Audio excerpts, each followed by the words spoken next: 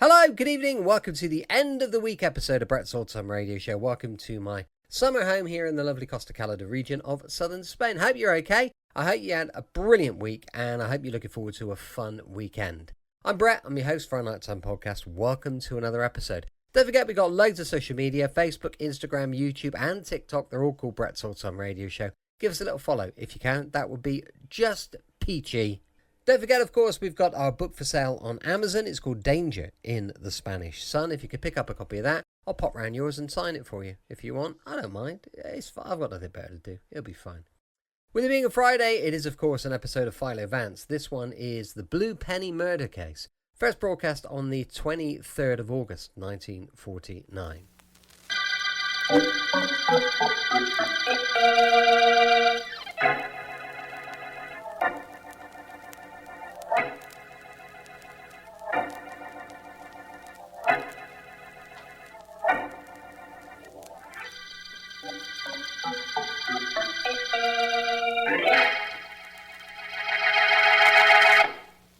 Ready?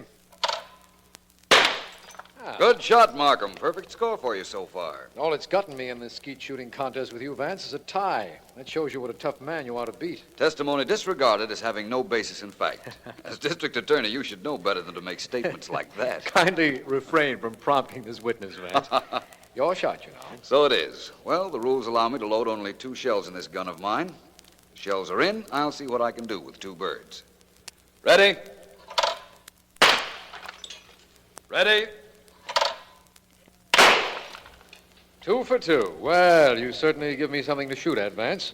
Tell me, is there anything you can't do? Yes, I can't tell when you'll invite me in on a murder case. All I know is it won't be this afternoon, inasmuch as there was no case in your office when we took this holiday, and there are no telephones out here on the skeet field. I know that disappoints you, but I'll try to make a contest out of this skeet match to make up for it. My turn. Try for 2. Ready? Ready? Uh-oh. Well, that puts you 1 up on me, Vance. Vance! Oh, Vance! Well. Do you hear what I do, Markham? The clarion cry of a female. The voice of your secretary, Ellen Deering, unless I'm very much mistaken. What could she want out here? I don't know. All I can do is hope. Vance! Over here, Ellen. You mean you hope an interesting case came into your office while we were out here? Mm-hmm. A case interesting enough to get your secretary to come after you? You didn't miss with that shot, my friend. We'll know Ellen's mission in a moment now. Here she Vance! is. Oh, hello, Mark. Hello, Ellen. Whew! What a hike. Isn't there some way they could have put this skeet field nearer the road? I wasn't meant for walking, I can tell you that. Whew. Well, I'll see what I can do about having a pair of wings made for you, Ellen. So I could fly over here and have somebody shoot me down? Oh, fine thing. You'd still be flying if I was the one with the gun. Well, Miss Deering, if you've recovered your breath and your bearings, perhaps I'm you'll... okay now. Markham, I really came out to see you. Oh? Your office called to see if you were with Vance, and I volunteered to come out here and bring you the message. Which was? Which was that a woman named Edith Allen has been murdered in her apartment. Uh-huh. There's no apparent motive. She was happily married, her husband has a perfect alibi, and nothing in the apartment has been touched. Well, at least Vance was wrong about one thing. He was certain we wouldn't be called in on a murder case while we were out here. A murder without motive. Well, that's the most fascinating kind to solve, Markham. The most difficult, you mean? Well, looks like we go to work, Vance. Fun's over for today. On the contrary, Markham, apparently it's just beginning.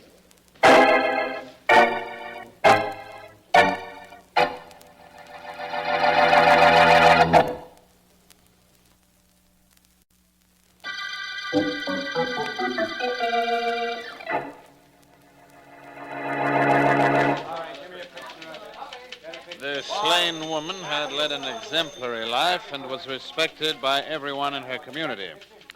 Police are baffled by the lack of motive. Mrs. Allen was found by a maid lying on the floor near the piano in the Allen living room, strangled. With no motive and no clues, the police face one of the most baffling crimes in years. Homicide Department Sergeant Heath admitted to the Chronicle representative today.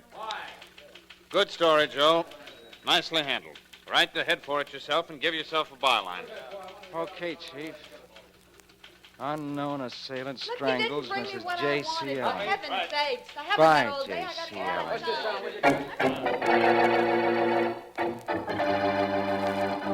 Allen. Vance and I want to be alone in the murder room, Heath. Keep everybody out for a while, please. Okay. Well, Markham, it looks as if first reports were correct. There's nothing in this room that even remotely resembles a lead to Mrs. Allen's killer. From the position of the body, I think she was playing this piano when her murderer came into the room and strangled her. She fell from the piano bench to the floor. That's probably true, but doesn't help us at all. This is the song she was playing, Blue Penny. It's that new hit they keep doing on the radio. Isn't that a rather unusual title page, Markham? Not too. Picture of a girl who's apparently the penny in the title, the flowing blue summer dress, the names of the writers and the publisher. What's unusual about it? I'm not sure, but a little of the blue ink just came off on my thumb. I've handled a lot of sheet music. That never happened before. Vance, we're working on a murder. I know, but this blue ink that came off on my thumb may supply the color in this case.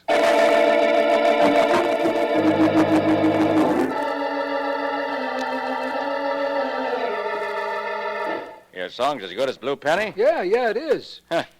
Another hit like that and I'm going to go broke. Okay, I'll listen. Go ahead, play it.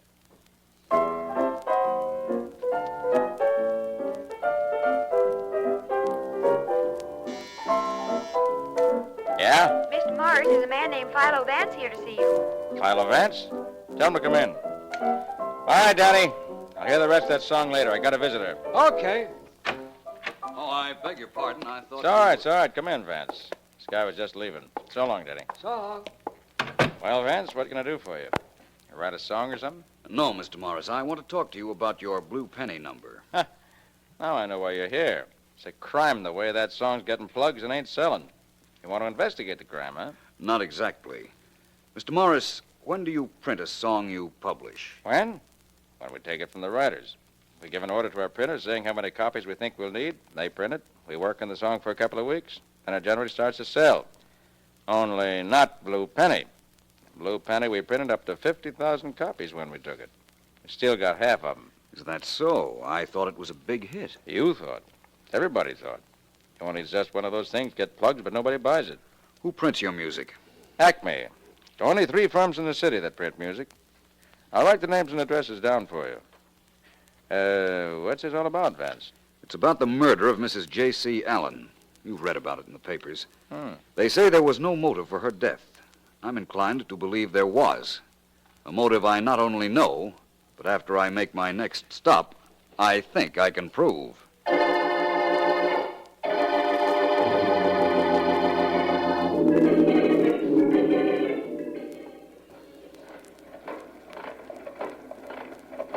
That's a pretty sound those printing presses make, ain't it, Ears? Pretty, Eddie.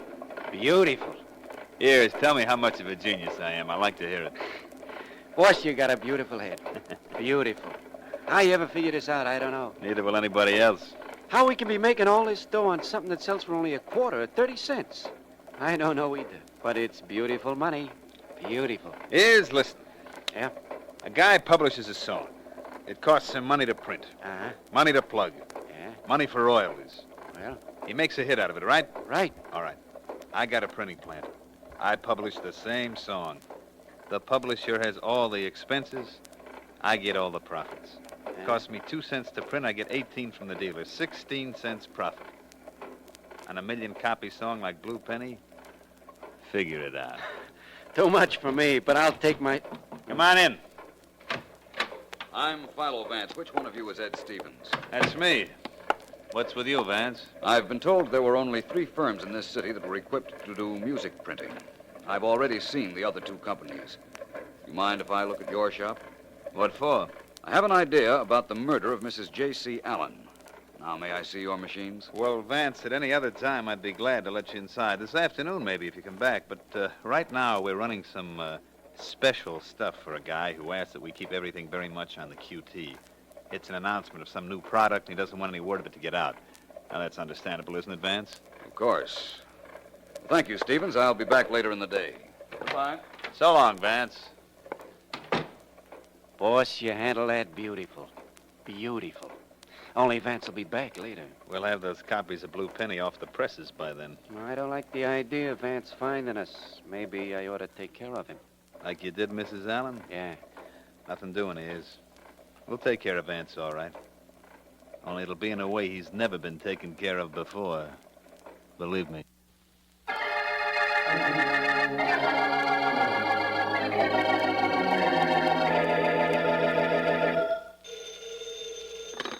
Philo Vance speaking. Vance, this is Marie Dale, Wentworth Apartments.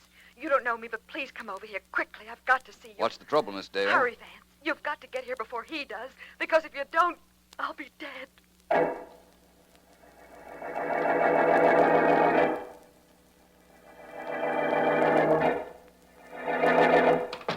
Miss Dale. Miss Dale, where are you?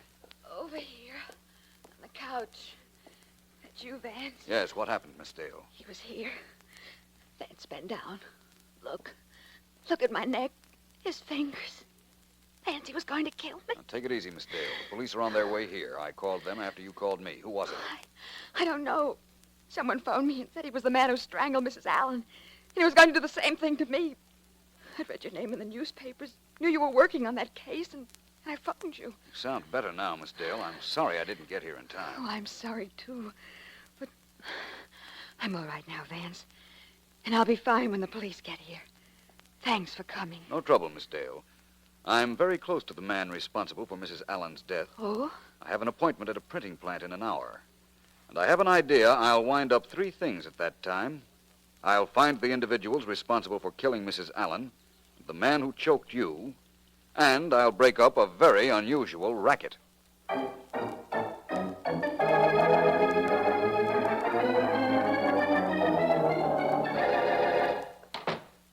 Well, come right in, Vance. Sit down. Thank you. You're a man of your word. Said you'd be back this afternoon, and here you are. You said when I did get back, I could take a look at your printing presses, Mr. Stevens, remember? Sure. Perfectly all right. I'd like you to see something else first, though, Vance. What? This photograph. It's a print, and it's still wet, but you won't have any trouble recognizing the people in it. Well, let me see it. Oh. So there was a photographer in Miss Dale's apartment when I bent down to examine her neck. Yes. Looks like you're making love to her, doesn't it? Not that that wouldn't be bad, only her name isn't Dale, Vance. It's Williams. Marie Williams, and she just got out of jail last week. I'm beginning to see what this is all about. I'm going to... Now, beat Vance, you that won't do you any good. Oh, but it'll make me feel better, I guarantee that. Now, wait a minute. Wait a minute, Vance. Slugging me won't help you any. I don't want anything from you. Just leave town for 2 weeks, that's all. 2 weeks. When you come back, I hand you the negative of this picture, and nobody will know you ever made love to a gal just out of jail. So that's the story, eh? Look, you can go through this plant with a microscope, and you won't find any evidence that we've been printing somebody else's music on our own. I don't know how you figured our racket, but there isn't a thing in this shop to prove what you think now. There was this morning when I was here, though. So? Look, Vance. You leaving town, or do I make 1,000,000 copies of this picture and flood the town with them? Philo Vance, leading crime fighter in the city, and his girlfriend just released from jail after serving 7 years for manslaughter. Well? May I use your phone? Wait a minute, Vance. Calling the cops would be stupid. You've actually got nothing on me, not a thing. And if I go to the coop, I've got a friend who releases these pictures. I wasn't going to call the police, Stevens. I merely wanted to call the airport and find out what time the next plane leaves.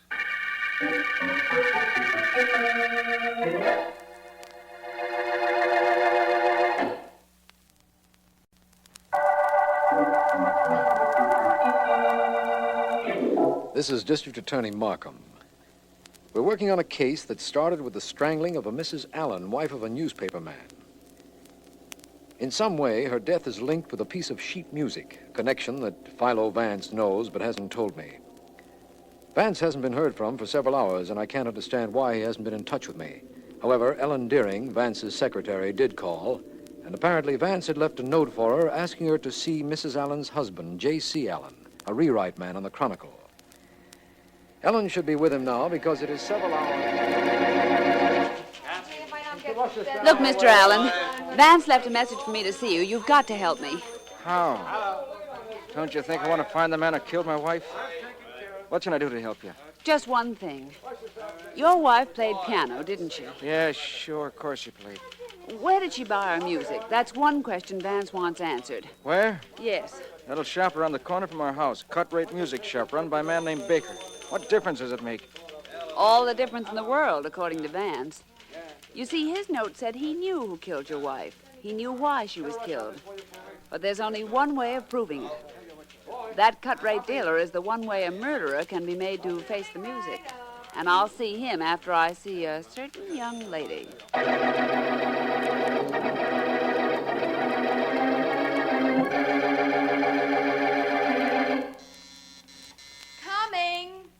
Coming. Yes? Are you Marie Dale? What do you want? I want in. My name is Deering. I'm Follow Vance's secretary. Vance? Who's he? Now, don't give me that. Look, I found your name and address on Vance's pad. I know he was up here to see you. And, I want to know where he is now. I haven't the slightest idea. Goodbye, Miss Deering. Oh, no, you don't. When I leave here, it'll be because I want to go. Take your hand off my arm. Miss Deering, you don't want anything in here. Why don't you try the lost and found department if your boss is missing? You're going to be missing something if you don't start talking. A couple of teeth, for instance. Tough, aren't you? Well, we'll see how tough your hair is. Ow! Oh, you little devil. If you want to play like that, I'll play with you. My arm! Stop! You're breaking it! You let go of my hair. Stop twisting my arm! I'll tell you all you want to know. Well, go ahead. Start talking before I start twisting. Vance came here to see me. I don't know why. I told him there wasn't anything I could do or say to help him, and he left. I don't know where he went. Big help you are. There. There's your arm back. You've hurt me. Ah. Well, I've wasted enough time up here. I thought you might know where my boss is, but apparently you're not going to help me find him. So I'll just go follow his instructions. Next stop, music shop. Please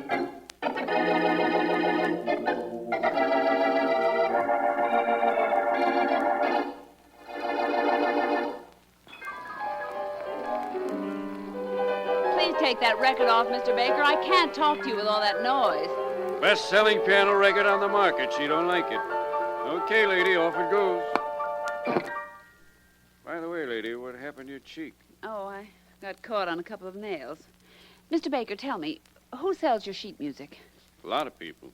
Sometimes I buy from jobbers. Sometimes I buy direct from publishers. Sometimes from independent salesmen. Who sold you your copies of Blue Penny? Blue Penny? Yes. Fella named Ears Mackley. So you know something funny? Right now, I'm not looking for laughs. Where do I find this Mackley? Wait a minute. You know this Mrs. Allen who was killed? I should know her. Her death is the reason I'm here. What about her? Well, she asked me the same question you did the morning she was killed. I gave her the same answer. Why didn't you tell that to the police? What for? It didn't sound important. Besides, nobody asked me. Well, that sounds reasonable. Where do you reach this Mackley who sold you the Blue Penny song copies? All I got for him is a phone number. You want it? I'll say I want it. That phone number means that Ears Mackley's number is up.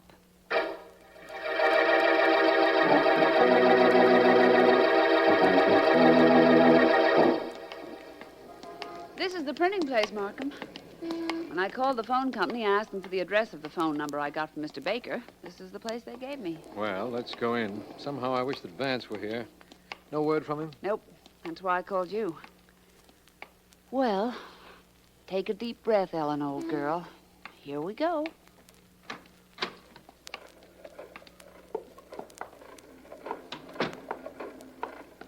Well, what do you two want? Hey, Eddie, the guy's the district attorney. That's Markham. That's right. This is Miss Deering. I want to see Ears Mackley. What about? You, Mackley? My name is Stevens. What do you want with Mackley? Awful tough, isn't he, Markham? Maybe I ought to soften him up. Sometimes I'm a little unhappy with my official position, Ellen. Look, Stevens, Ears Mackley is a direct lead to the killer of Mrs. J.C. Allen. We want him when we know we can find him here. Is this Mackley? A beautiful guess, D.A. Beautiful. Okay, Mackley, you're coming with us. He isn't going anywhere, but you two are. Markham, he's got a gun. He'll never get a chance to use it. Ow! Shut that dame up. You shut her up. I'll handle this guy. You said it. Got it, Eddie. Get this gun butt down on this guy's head. Hey, you did it, Eddie. You did it. take this dame off my hands. She's kicking my ankles I'll off. take care of her, then we'll wait until dark and take care of both of them permanently.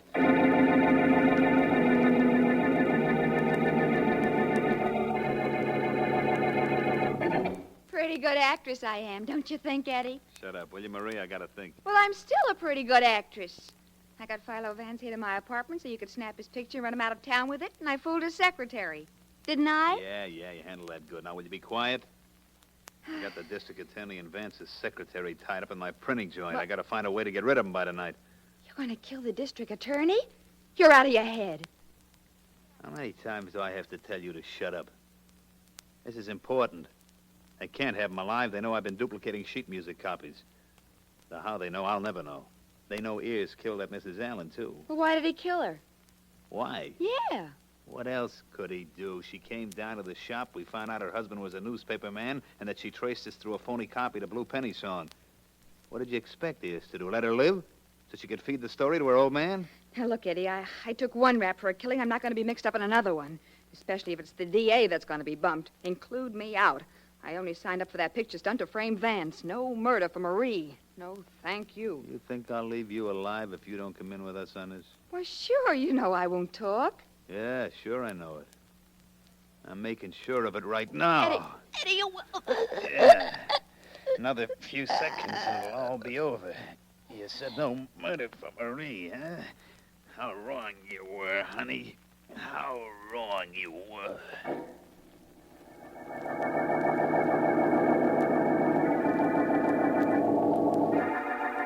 Markham. Oh, can you hear me? Yes, Ellen. I'm all right now. My head feels like a pumpkin. What about mine? I got slugged, too, right after they knocked you out. But we're still in that printing joint, I know that much. Yes. It's getting dark out. Oh, I wish I'd left word where we were bound for. Nobody knows we're here, Ellen. And nobody knows how tight these ropes are around my hands and feet. I'm tied up to a printing press, I think. I think I'm pretty well anchored here myself. I wish I had the explanation for all this. It's very simple. Or at least it's simple to Vance, wherever he is. I know where I wish he was, right here. Shh. Listen. What? A door just opened outside. It's Vance. He's come down to find us. Oh. Vance. Vance. In here. Beautiful voice he's got, right, Eddie? Beautiful. It's those two characters, Ellen, Stevens and Mackley. That's right. Who did you expect, your friend Vance? Let's not say expect. Let's say hoped. Good word. Lady, you're soon going to join Mrs. Allen and an ex-girlfriend of mine in another world. You killed them? Why? Don't take all the credit, Eddie. I knocked off Mrs. Allen. Yeah, you did, Is, and very nicely. You mean beautifully? Have it your way. Markham, about your friend Vance, he'll be gone for a couple of weeks. And the way things are going, by the time he gets back, we'll be out of this country. Okay, Is. Slug the dame again, and we'll cut him out of here. What? I'll Okay. take care of the DA. You just untie me You and keep I'll... away from me, you goon! Watch this, Eddie. I'll show you an artistic way of knocking a dame on the noggin. I Watch doubt you. that. Vance! Vance! Vance, where did you come from? You should be more concerned about where you're going. Come on, slug him, Vance! Slug the bum! Ellen, Give him remember, you're a lady. Slug the bum, Vance. Really let him have it. Trying. Pretty tough. You're so right. I'm gonna... Oh. Vance! Well, That last smack was a dilly. A beaut. Whew, I'm glad you're not angry with me. not at all, Ellen. While I'm getting you out of these ropes, I'll tell you I'm very pleased with you. You did exactly what I wanted you to do while I pretended to be out of town. What was that all about, Vance? I'll explain that some other time, Markham. And also how I figured out the racket Eddie Stevens was in. Like to hear it? I sure would, as soon as I get out of these ropes. There. Ellen's free now. Markham, you're next. Sounds like a barbershop. It should. You and I, Ellen, really had a close shave.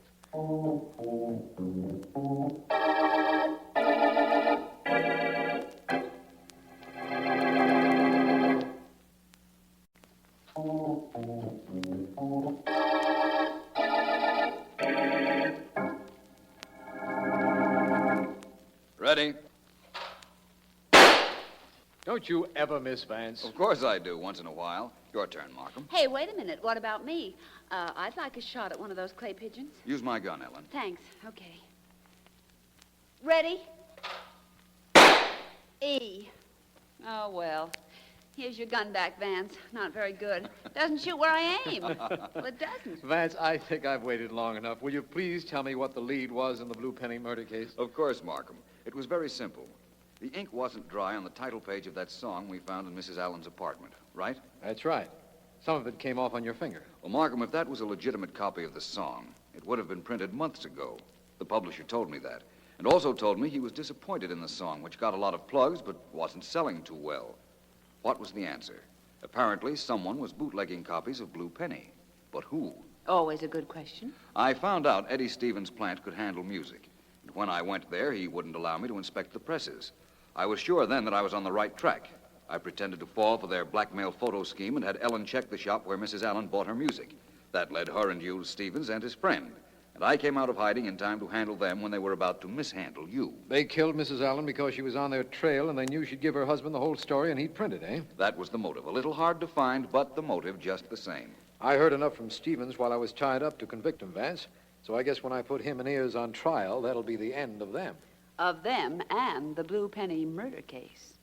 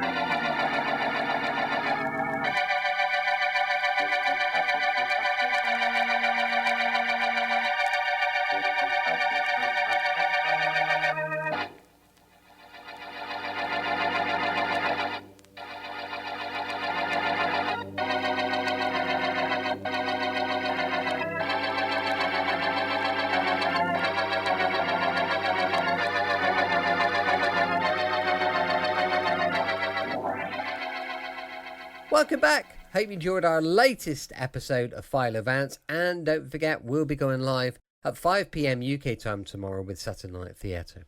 Thanks for listening. I'll be with you 7 days a week, each and every week, and I'll see you tomorrow on Brett's All Time Radio Show. Love you. Bye.